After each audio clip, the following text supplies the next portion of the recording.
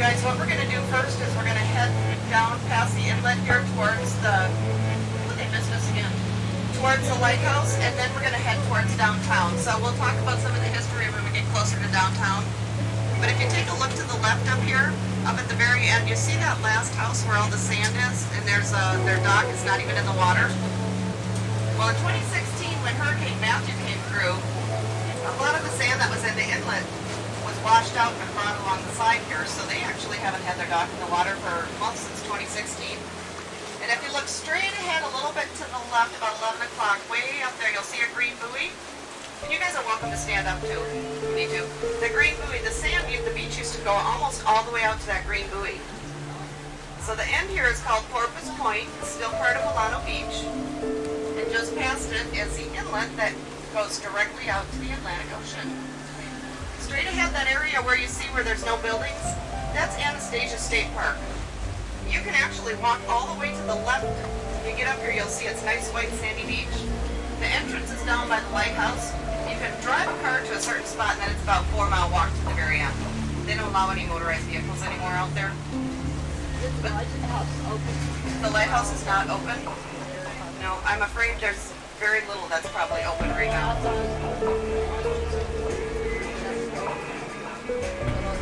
But keep your eyes out through the inlet here. A lot of times the dolphin they hang out in the inlets here looking for new fish that might be coming in. Also, when we cross past the inlet here, up and to the right, there's a great big sandbar. And a lot of times you'll find the dolphin that'll hang out about those sandbars. So they can push that fish right up against them. The fish can't go anywhere, and then they can eat their lunch.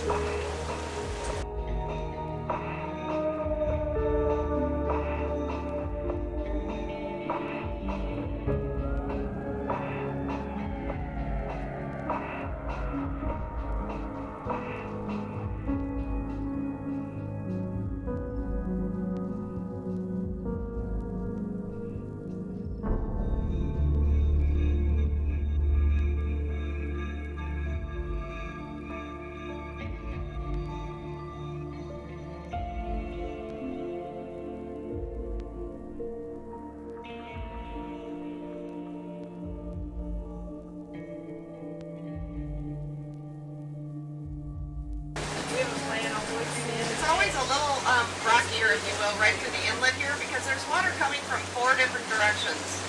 Some up and down the rivers and then of course out through the ocean. So once we get past here, it'll calm down a little bit, guys.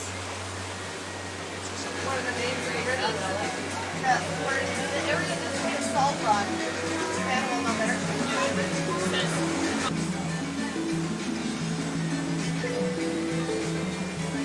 This barge up here to the right, guys, is doing some dredging. So right in here in the channel where we're at now, that's what all these little posts are, just guidelines for them. They try to keep it about a 12-foot you will. It doesn't always happen, but that's what they're doing right now.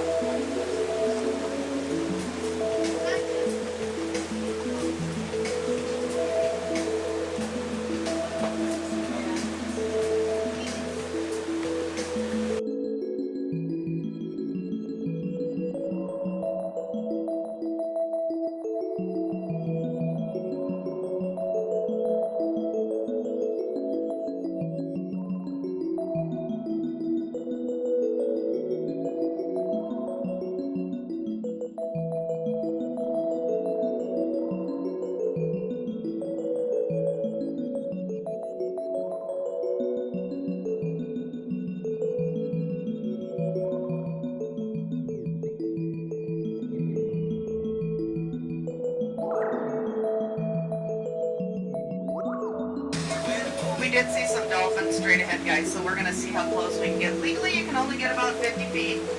And then if they want to come right up to the boat, they can get out the boat if they want to. It's illegal, though, to feed them or chase them or try to coerce them anywhere, trap them in. So we do the best we can legally, and we'll go from there. But I think I saw some kind of straight ahead. That's the Cockhouse Marina up there straight in front of us, guys.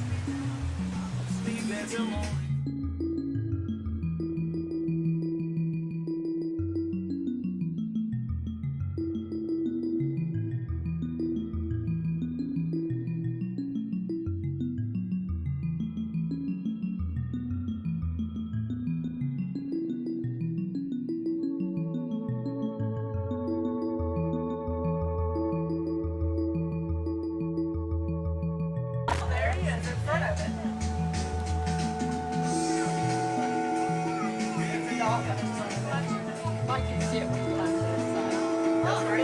See, they're going right up against that sandbar up there, guys, so that's why we got to be real careful how close we get up there. But take a look at their dorsal fin if we can get a little closer. Each one of them is a little bit different, kind of like our fingerprint.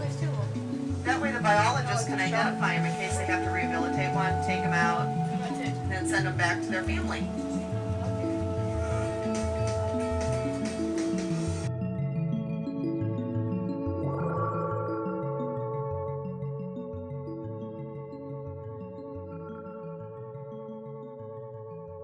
They're going straight over to that sandbar, but what they'll do is they'll end up going back and forth and back and forth. So we might even see them on the way back going the other direction as well. They work in teams. That way they can corral more fish together.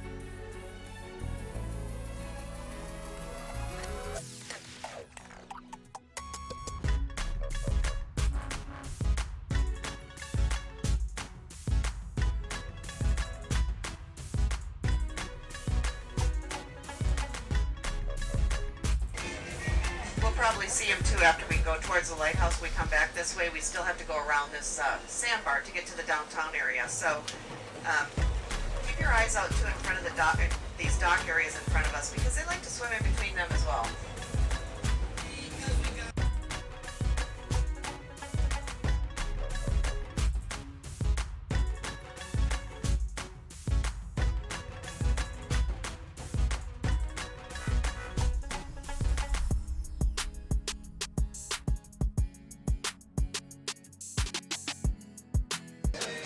We're at about 5 feet right now, guys, so we're going to do a little circle here. Have anybody ever been to the lighthouse yet?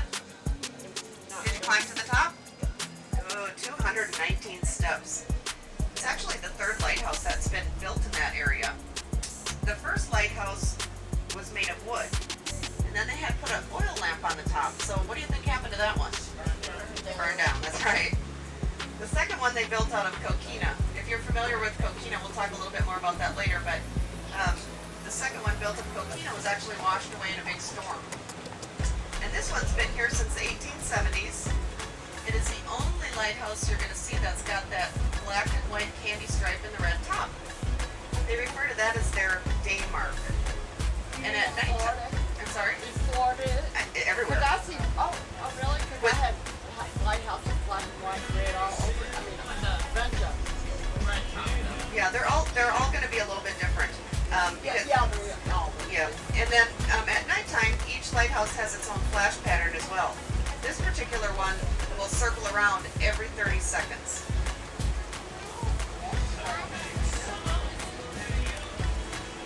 This is called the Concourse Marina to the right, guys. They have, once we get a little bit further up here, you'll see if you look to the right, you'll see these little tiki huts. You can actually eat in a little tiki hut right over the water. It's kind of a neat deal. I think you can see them. I guess when we get past the next section. Anyway, when when Matthew came through here in 2016, there were about a dozen of these large boats that sank right here in their slip. And then when Irma came in 17, it came and wiped out about half their dock. So it wasn't up until this past year, maybe 8 months or so, they've had everything up and running again. So they took a pretty hard hit. Yeah. They also on Sundays have a deal called Reggae Sundays, and they'll have some music out on the pier out here, so it's kind of fun.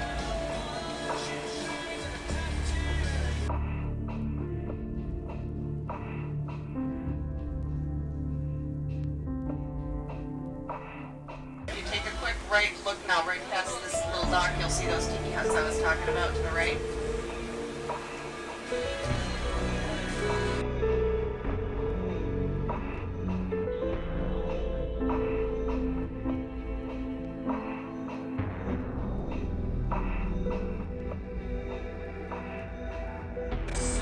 Of course, if you plan on frequenting any of these establishments, I would suggest giving them a call ahead of time, just to make sure they're open. They're all closed for inside dining. Yeah. If you guys take a look ahead to the left, you see that one bird with its wings out standing on one of those balls?